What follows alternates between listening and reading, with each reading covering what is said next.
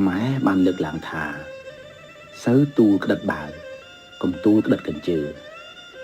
តើចាស់បុរាណចង់សំដៅទៅលើអ្វីមុននឹងធ្វើការបកស្រាយនៃការលើកឡើងនេះខ្ញុំសូមបកស្រាយនៅពាក្យគន្លឹះមួយចំនួនដែលអ្នកកំពុងស្ដាប់ខ្លះពិសេសសិស្សមួយចំនួនដែលមិនស្គាល់ពាក្យខ្មែរអស់ដូចជាកូនស្រីរបស់ខ្ញុំលីនដាជាដើមបាវគឺជាការ៉ុងខ្នាតធំជ្រៅធ្វើដោយសរសៃក្រចៅជាដើមសម្រាប់ច្រកគ្រាប់ស្រូវអង្ករល្ងពោតសណ្តែកជាដើមពាក្យថាកញ្ជើដែលមានសន្តានស្រដៀងគ្នានឹងល្អីគឺជាវត្ថុសម្រាប់ផ្ទុករបស់របរជាច្រើនប្រភេទផ្សេងគ្នាដូចជាស្រូវអង្ករជាដើមកញ្ជើត្រូវបានត្បាញពីបន្ទោះឫស្សីឬផ្ដៅដែលមានរាងមូលខាងលើហៅថាមាត់ក្តាប់និងខាងក្រោមរាបស្មើហៅថាបាតដែលជាផ្នែកសម្រាប់ដាក់ទូលលើក្បាលហើយអ្វីបានជាបុរាណលោកពោលថាសូវទូលក្តិតបាវកុំទូលក្តិតកញ្ជើបើប្រៀបធៀបរវាងកញ្ជើនិងបាវកញ្ជើមានសន្តានតូចជាងបាវ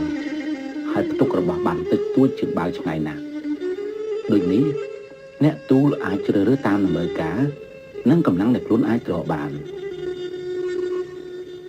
ប៉ុន្តែបើសួរថាការទូលរបស់មួយកញ្ជើនិងការទូលរបស់មួយបាវមួយណាធ្ងន់ជាងប្រកបណាស់គឺមួយបាវធ្ងន់ជាងដោយឡែកនៃត្រង់របស់សុភាសិត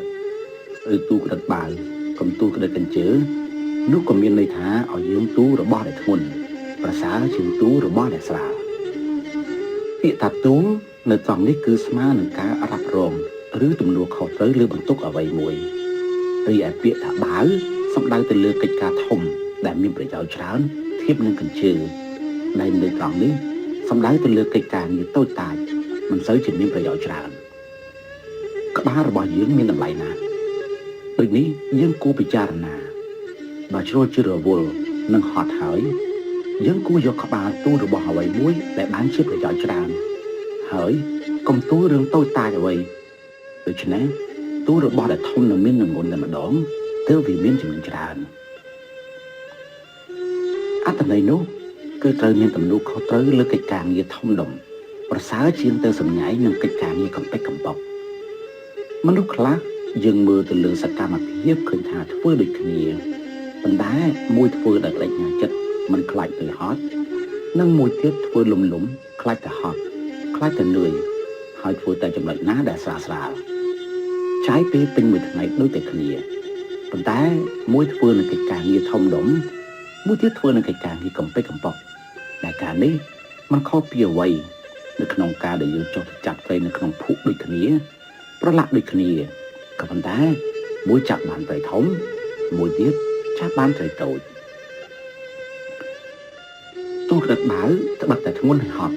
តែផ្ទុកបានប្រយោជន៍ច្រើនជាងនេះមិនខុសពីអ្វីអ្នកដែលប្រឹងប្រែងធ្វើការមិនខ្លាចនឿយហត់រហូតទទួលបានជោគជ័យធំក្នុងជីវិតហើយបង្ហាញពីសមត្ថភាពខ្លាំងជាងទូលក្តិតកញ្ជើត្បិតតែស្រាលហើយមិនសូវហត់តែផ្ទុកបានប្រយោជន៍តិចជាងហើយបង្ហាញពីសមត្ថភាពអន់ជាង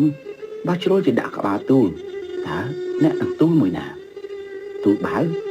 ឬទូលក្តិតកញ្ជើទំនួលខុសត្រូវនេះហើយដែលបង្ហាញអំពីសមត្ថភាពផងដែរក៏ព្រោះតែកិច្ចការងារខ្លះធំជាងសមត្ថភាពដែលយើងមានប៉ុន្តែបើយើងពិតជាចង់សាក់លបងធ្វើវាឬចង់ទទួលខុសត្រូវលើវាដើម្បីជាប្រយោជន៍ទៅអនាគតនោះគេនឹងវាតម្លៃអ្នកភ្លាមថាអ្នកជាមនុស្សដែលមានឆន្ទៈនិងមហិច្ឆតាលើកិច្ចការងារធំដុំនៅលើលោកយ៉ាងនេះគ្មានអ្វីដែលពិបាកជាងការចាប់ផ្ដើមនោះទេឲ្យតែមានឆន្ទៈនិងមានការបដិញ្ញានោះពេលវេលានឹងបង្ហាញអ្នកថាអ្នកមានសមត្ថភាពខ្លាំងប៉ុណ្ណាហើយព្រោះការងារបង្រៀនមនុស្សដូចនេះមិនថាអ្នកជាអ្នកសិក្សាអ្នករកស៊ីអ្នកបម្រើការនៅស្ថាប័នរដ្ឋឬឯកជនផ្សេងគួរតែពិចារណានៅក្នុងសុភាសិតខ្មែរមួយនេះសូវទូលក្តិតបាវកុំទូលក្តិតកញ្ជើ